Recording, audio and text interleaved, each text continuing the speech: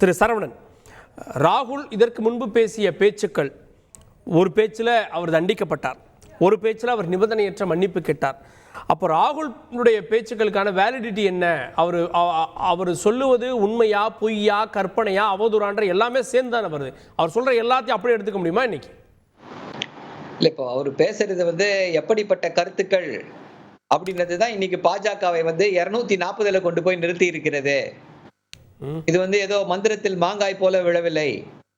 எல்லாத்தையும் ஒரு யூனிட்டிங் ஃபேக்டரா திரு ராகுல் காந்தி இருந்திருக்கிறாங்க. பாஜக எதிர்ப்பு என்பதற்கு இப்போ இன்னைக்கு பாஜகவுடைய ஒட்டுமொத்த எக்கோசிஸ்டமும், RSS, பாஜக, அவங்களுடைய அந்த கோடி மீடியா, அப்புறம் குரோனி கேபிட்டலிஸ்ட் எல்லாரும் சேர்ந்து எதிர்க்கக்கூடியவர்கள் யாரு? ஒரே ஆளதான் எதிர்த்துட்டு இருக்காங்க. திரு ராகுல் காந்தி அவர்களை எதிர்த்து கொண்டிருக்கிறார்கள். இன்னைக்கு கூட இவங்க கங்கனா ராவத் அவர்கள், பாஜகவுடைய MP, ஒரு அருவருக்கத்தக்க புகைப்படத்தை பதிவு செய்து ராகுல் காந்தியை பத்தி பதிவு செஞ்சிருக்காங்க. பாஜக என்ன நினைக்குது அப்படின்னா, திரு ராகுல் காந்தியை இப்படியெல்லாம் தாக்கினால் அவர்களுக்கு அது ஒரு மிகப்பெரிய பலத்தை கொடுக்கும், தேர்தலில் வெற்றியை கொடுக்கும் அப்படின்னு சொல்லி நினைத்து கொண்டிருக்கிறார்கள். அது அவர்களுக்கு எதிர்மறையான பலனைத்தான் கொடுக்க போகிறது. பாஜக பிரச்சனை என்னன்னா, மக்களுக்கு நல்லது செய்வதை விடுத்துவிட்டு எதிர்க்கட்சி தலைவர்களை டார்கெட் பண்ணிக்கிட்டே இருக்காங்க. அப்படின்னா இன்னைக்கு திரு அரவிந்த் கெஜ்ரிவால என்ஃபோர்ஸ்மெண்ட் டைரக்டரேட் கைது செய்துச்சு அந்த லிக்வர் ஸ்கேம்ல அப்படின்னாங்க. அந்த லிக்கர் ஸ்கேம்ல இருக்கக்கூடிய அரவிந்தோ குழுமத்துடைய தலைவர் ரெட்டி 25 கோடி ரூபாய் பாஜகவுக்கு நன்கொடை கொடுத்திருக்காரு. அப்ப பாஜக தலைவரை தானே அரெஸ்ட் பண்ணணும். எலக்டோரல் பாண்டு கொடுத்திருக்காரு, அவருக்கு ஜாமீன் கிடைக்குது. உடனே அமலாக்கத்துறை அந்த ஜாமீனுக்கு வாய்தா வாங்கிச்சா? வாய்தா வாங்கல. ஜாமீன் கேட்ட உடனே ஓகே அப்படின்னு சொல்லி கொடுத்துடுறாங்க. இப்படிப்பட்ட இது மக்களுக்கு புரிகிறது. ஊழலின் மொத்த வடிவமே பாஜக தான்.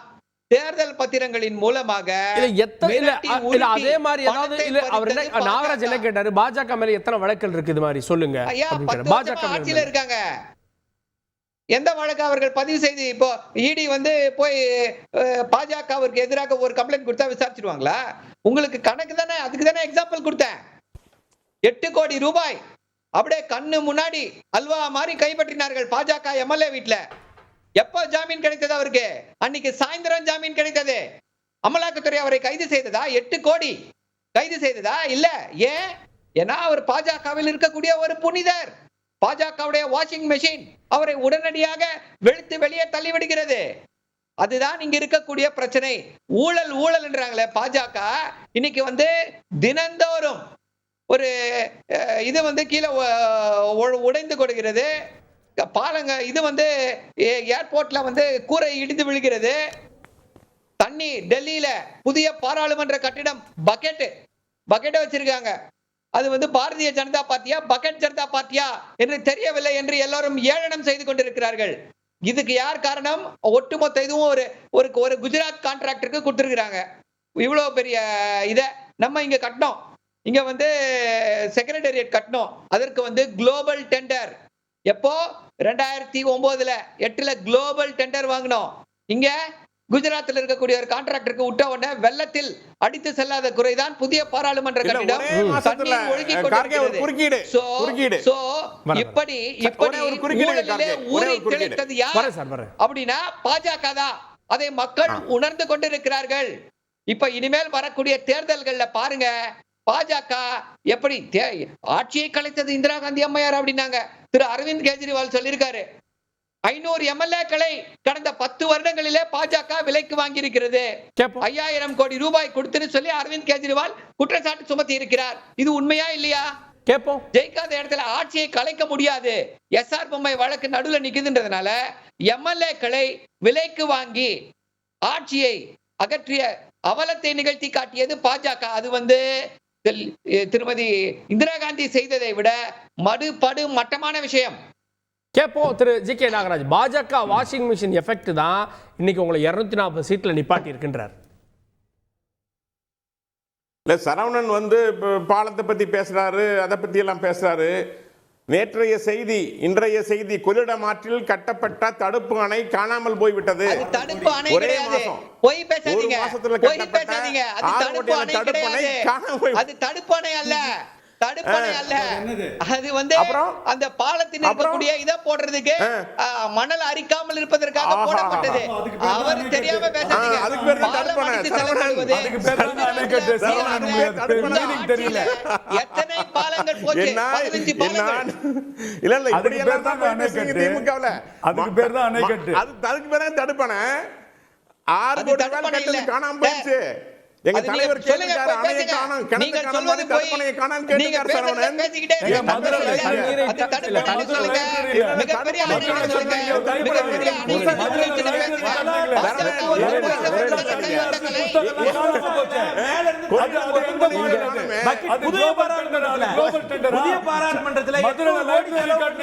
இன்னைக்கு நேரடியா திறந்த பாராளுமன்றத்துல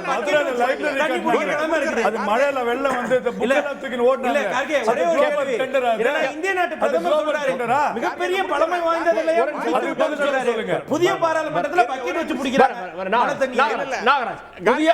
புதிய பாராளுமன்றம் லீக் ஆகுது, ராமர் கோவிலுக்குள்ளேயே நீர் வருது, விமான நிலையத்துடைய மேற்கூரை இடிந்து விழுகுது, இதெல்லாம் விசாரிச்சா இதுல ஊழல் வெளிவரும்ன்றாரு சார்.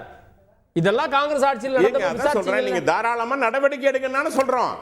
ஒரு தவறு செய்யறவங்க மேல கட்டாயமா நடந்தா நடவடிக்கை எடுங்கன்னு சொல்றோம். நாங்க வேண்டாம்னு சொல்லலையே, நீங்க அதை செய்யுங்கன்னு சொல்றோம். யாரும் வேண்டாம்னு சொல்ல, தவறுதல் மனித இயற்கை தான். ஆனா இந்த திமுக ஆட்சியில் நடக்கிற இந்த ஒரே ஒரு கேள்வி கேட்கிற சரவண, கரூர்ல மு.க. ஸ்டாலின் அவர்கள் பேசுறார் செந்தில் பாலாஜியை பத்தி. அவ்வளவு கடுமையாக ஒரு ஊழல்வாளி, இவ்வளவு மோசமானவர், அவரை கொண்டு வந்து அமைச்சரவையில் வச்சுக்கிட்டு இவருக்கு போட்ட வழக்கில் தான் கேஸ் வந்திருக்கு. இன்னைக்கு செந்தில் பாலாஜி யூட்டன் பாபுன்னு சொன்னாரு. இன்னைக்கு கூட வச்சிருக்கீங்க அவரு போட்ட கேஸ் தானே. இன்னைக்கு சந்திரபாபு நாயுடு அவர்கள் யூட்டன் பாபுன்னு சொன்னாரு. 2019 மோசமான ஊழல் பக்கத்துல வச்சிருக்கீங்க அவரு பேசிட்டு இருக்காங்க. இல்ல கேள்வி சந்திரபாபு நாயுடு யூட்டன் பாபுன்னு சொன்னாரு. 2019ல நடந்த போலாவரம் நீர்ப்பாசனத்துக்கு யூட்டன் பாபுன்னு சொன்னாரு. அவர் எதுக்கு கூட வச்சிருக்கீங்க? மு.க. ஸ்டாலின் அவர்கள் சென்று பார்த்தாரா? இன்னைக்கு கார்கே முடிச்சிடுறேன். கார்கே, இப்போ ஹைகோர்ட் சொல்லியிருக்கு, நீங்க சமூக நீதி குறித்து பேசுறீங்க, கல்வராயன் மலைப்பகுதியில் கடுமையா மக்கள் பாதிக்கப்பட்டிருக்கிறாங்க, முதலமைச்சர் போய் பாருங்கன்னு சொல்லுது. முதலமைச்சரோ அமைச்சர் உதயநிதியோ அந்த பகுதி மேம்படணும், போய் பாருங்க, ஒரு அட்டென்ஷன் கிடைக்கும்ன்றாங்க. பாருங்கன்னு சொல்லி என்ன காரணம்? மக்கள் மேம்படவில்லை. சமூக நீதி குறித்து பேசவர்கள் இங்க சரவண்ட கேக்குறேன், கள்ளக்குறிச்சி சாராய சாய்வுக்கு முதல்வர் போனாரா? ஏன் என்ன போகாம இருக்கிறீங்க? இதை பற்றி கேட்கிற திறன் இருக்கிறதா? எங்க கட்சியில ஜனநாயகமாக கேள்வி இருக்கிறது. அध्यक्षராகட்டும் தலைவராகட்டும் கேட்கலாம். உங்க கட்சியில நீங்க கேட்க முடியுமா? ஏன் கள்ளக்குறிச்சி சாராயம் போல முதல்வரை நீங்க கேட்க முடியுமா? எங்களால் கேட்க முடியும். நிதின் கட்காரி மாதிரி எங்களால் தவறு செய்தால் கேட்க முடியும். உங்களால் உங்க கட்சியில் ஜனநாயகம் இருக்கிறதா நான் கேட்கிறேன். சரவணன் சுருக்கமான குறுக்கிட்டு. ஜனநாயக பத்தி பாஜக பேசுவது மிக மிக வேடிக்கை. முக்கியமான கேள்வி, மணிப்பூருக்கு பிரதமர் ஏன் இன்னும் செல்லவில்லை? இவ்வளவு பெரிய இது நடந்திருக்கு. சுரேஷ் கோபியோடைய பெண்ணுடைய திருமணத்திற்கு கேரளா செல்ல முடிகிறதா? ஆனால் வயநாட்டில் இப்படிப்பட்ட ஒரு மிகப்பெரிய இயற்கை பேரிடர், இதுல வந்து குற்றம் சொல்வதற்கு கூட ஒன்று கிடையாது. யார் மேலே குற்றம் சொல்ல முடியாது. இது இயற்கை பேரிடர். சாராய சாவுக்கு ஏன் போகல? அது பதில் சொல்லுங்க. மணிப்பூருக்கு முதலமைச்சர் இருக்கார், பாஜக முதலமைச்சர் இருக்கார். கார்கே பதில் சொல்லிடுறேன். மணிப்பூருக்கு கார்கே மணிப்பூருக்கு முதலமைச்சர் இருக்கிறார். மணிப்பூருக்கு ஏன் போக மாட்டாரு? முதலமைச்சர் இருக்கிறார், அவர் பார்க்கிறாரு. தமிழ்நாட்டு முதலமைச்சர் கள்ளக்குறிச்சி போனாரா? தமிழ்நாட்டு முதலமைச்சர் கள்ளக்குறிச்சி போனாரா? என்ற அந்த தமிழ்நாட்டு முதலமைச்சர் உங்கள் சமூக நீதி பட்டியலில் மக்கள் கொத்து கொத்தாக சென்றிருக்கிறார்கள். உங்களுடைய முதலமைச்சர் சென்றாரா? அதுக்கு பதில் சொல்லுங்க. கள்ளக்குறிச்சி ஏன் போகல? வயநாட்டு விடுங்க பிரதர். தமிழ்நாட்டை பத்தி பேசுங்க. நீங்க திமுக தமிழ்நாட்டை பத்தி பேசுங்க. திமுக தமிழ்நாட்டை பத்தி பேசுங்க. ஏன் கள்ளக்குறிச்சிக்கு போகல? பதில் சொல்லுங்க சரவணன். கள்ளக்குறிச்சி ஏன் போகல? ஏன் கல்வராயன் போகல? உயர்நீதிமன்றம் சொல்லுது. வயநாட்டுக்கு ஏறவில்லை பிரதமர். வயநாட்டுக்கு ஏன் பிரதமர் போகலன்னு கேக்குறாரு சார். வயநாட்டுக்கு ஏன் பிரதமர் போகலன்னு கேக்குறாரு. தமிழ்நாட்டுக்கு வாங்க. ஏன் கள்ளக்குறிச்சி முதலமைச்சர் போகல? பதில் சொல்லுங்க. ஏன் கள்ளக்குறிச்சி முதலமைச்சர் போகல? பதில் சொல்லுங்க. ஏன் கள்ளக்குறிச்சிக்கு முதலமைச்சர் போகல? பதில் சொல்லுங்க. பதில் சொல்லுங்க.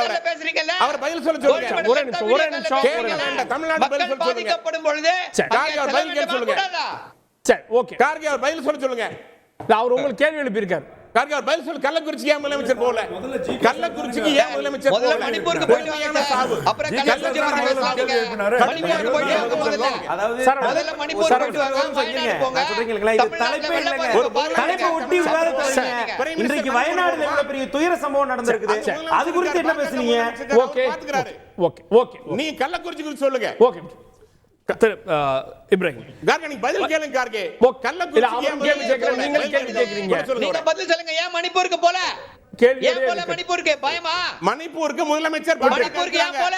முதலமைச்சர் ஏன் போன்ற போல? அவசியம் இல்ல, இல்ல. அது கேள்வி ஆக தொடர்ந்து கொண்டிருக்கும். இன்ஃபினிட்டியா போயிட்டே இருக்கு. ஏன் வயநாட்டுக்கு போல? அப்படி இல்ல. வயநாடு ஏன் அப்படி இல்ல? என்ன அப்படி இல்ல? அப்படி இல்ல. ஏன் போல நோ சார், வயநாட்டுக்கு? Please please. செய்திகளை உடனுக்குடன் தெரிந்து கொள்ள உடனே சப்ஸ்கிரைப் பண்ணுங்க.